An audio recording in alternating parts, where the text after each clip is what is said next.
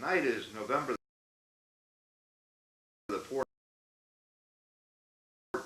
1983, and we're in the home of Mr. Al Camp right here in Beavertown. About 10 years ago, I was reading Dr. Dunkelberger's The Story of Snyder County, and I realized after having read the book 2 times that there was very little in it from Beavertown and the western part of Snyder County. The story of Snyder County was primarily about Selinsgrove. And I knew that we had a history, and having talked to older town residents here in Beavertown, I knew we had a very rich and an interesting history that Dr. Dunkelberger and his WPA crew never touched on. There were 2 people that really inspired the beginning of the Beavertown Historical Society. One is Mr. James Kearns, and the other one we're going to be talking to tonight, Mr. Al Camp.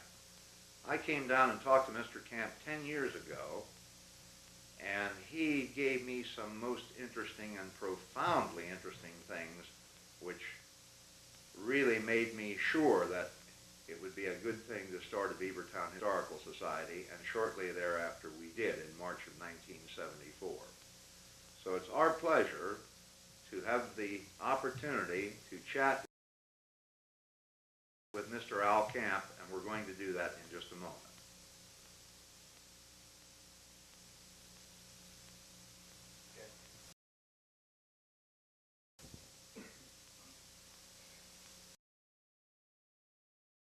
Good evening, Mr. Camp. Good evening. We'd like to begin with some background on who you are for our present and future television audiences.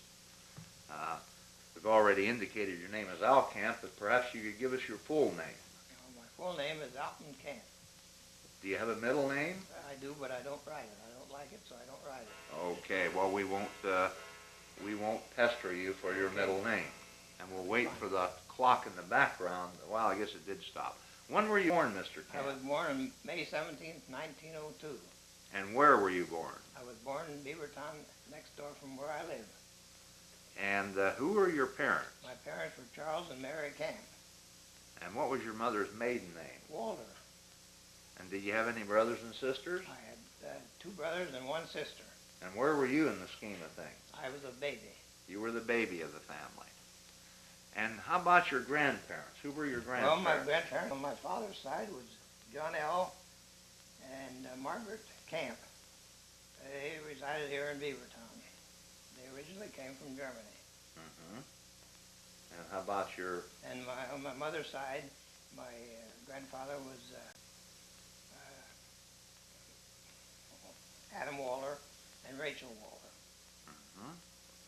Are those folks buried in our area? Rachel Waller and Adam Waller are buried down at the Hassner, the church, the lower church. Mm-hmm. The White Church. The White Church, yes. And my grandparents on the camp side are buried here in the local cemetery. And how about your parents? My parents are buried here too. Okay. Now, I presume that you went to school here in Beavertown. I did. And who were some of your teachers? Well, my first teacher was Grace Hudson. She was from Freeburg. That was my first year of school. And my second year in school, I had Jacob Wetzel. And then I went to the secondary school, and my teacher there was, in the third grade was Eva McDowell, and the 4th grade was Ada Thomas. Mm-hmm. I went on to the intermediate school, and my 5th grade teacher was Roy Beaver, and my 6th grade teacher was Max Bingaman. I went to grammar school, and I had Roy Beaver and Max Bingaman. They were my teachers there. I only went 2 years to grammar school. It was a 3-year school, but I was allowed to skip and take the examination for high school. And then did you go on to I high school? went to high school, and I graduated from high school in 1919. And that would have been above where the bank is now? Yeah, well, it was above where the First National Trust Bank is. Who were some of your classmates in high school? Well, I had Samuel Spate and Powell Wetzel and Mabel Dries and Pauline Wetzel and Emma Eric. She was a classmate. Aaron Snyder. to name a few of them. Uh-huh. Did you pen the teachers out on Fosnock Day? Oh, yes, indeed we did. We'd pen them out, and we'd crawl up to the second floor and come out of the belfry and slide down the roof and drop down, and they had to get the directors in to open up the school. We usually didn't have school in the afternoon on Donut Day. Yeah. Well, that continued, of course, into when I was a student many, many years later. I don't know if they do that anymore or not. I don't think they do anymore. I was talking to Lulu Sailor Stump, and she told me that in her high school, and she was in the class of 1918, that they had recess in high school. Only 5 minutes, though. So they had a 5-minute period, both morning and afternoon. Where you could go downstairs Yeah, and could go go out in the downstairs street, and relax a little bit, yes. get stretched out so you weren't so yeah. restless in class, I That's guess. right.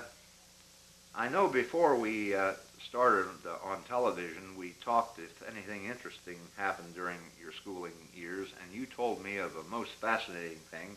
I wonder if you'd share that with our television audience. Well, in my second year in school, when we came to school on a Monday morning, why, the rumor was around that John S. Kern had committed suicide.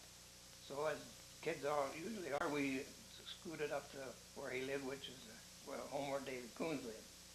And he had been warned prior to him committing suicide that he was a school teacher and he taught down above school. He was not to, he was a drunkard, he was not to drink anymore, or they'd have to lay him off. So he disobeyed the rules, and of course they laid him off on Friday night, and Monday morning early he went out to the pig pen and shot himself. So we kids got up there where he was laying there with his head out the door and a bullet hole in the middle of his forehead and the rifle alongside of him. Mm-hmm. And I'll never forget the remark that old Johnny S. Payman made. He said, "Boys, now you can see what booze does." Yeah, well, that certainly was a tragic affair. During your schooling years, you also were in the Boy Scout troop here in Beavertown, yes. which Max Bingaman started. Yes. Only a year or two, well, that was around, when did you join up with the Boy Scouts? Well, when it was organized. It was organized, I think, in 1914. Uh-huh. And that was only 3 or 4 years after it came to our country, yeah. the movement from England. And Max Bingaman started a troop, and what did the Boy Scouts do back in the 1914s? Well, we studied woodcraft and all outdoor life of all types, and we learned how to tie knots and, all different types of things we did to earn our merits, and become merit badges. Uh-huh. Well, that's pretty much the way it is today. Yeah, I think it did. I don't think they've deviated much from it. And, of course, I was a Boy Scout growing up during World War II, and we had all sorts of patriotic duties we attended to, and shortly after you joined the Scouts, a couple of years later, we had World War I. What did the Boy Scouts do to help the war effort? Well, in World War I, we gathered paper, and we baled it. We had a baler. We baled it, and we sold it. And we used the money and put it to maintain the Scouts. And we also had a victory garden. We raised potatoes, and we sold those. And we also gathered apples on this plot of land where we raised the potatoes, and we had cider made, and we sold that. Now, where was this? Well, the plot of ground was over where the dry sheds were on the tannery lot. Of the Isabella Steam Tannery lot. That's right. Which is where Roundy Walker used to live, and Ira Bub still lives there. Yeah.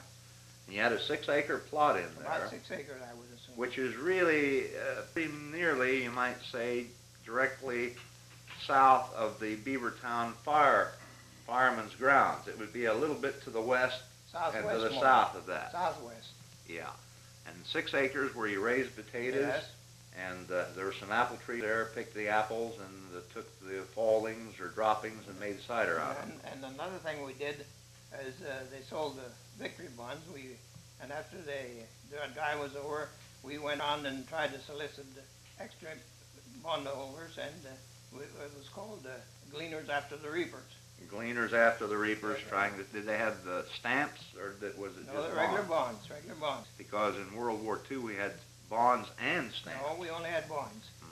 Well, we did the same thing you fellas did, except we had little victory gardens rather than a big 6-acre. But we gathered paper and baled it and sold it, and went and picked fruit for fruit growers to earn money for the troop, and we sold bonds and stamps, mainly victory I'll tell you stamps. another thing we did.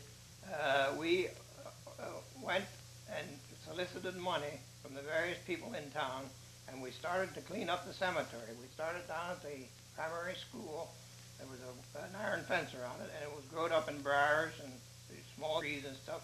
And we cleaned the first 3 rows there, and we got $15 to do that.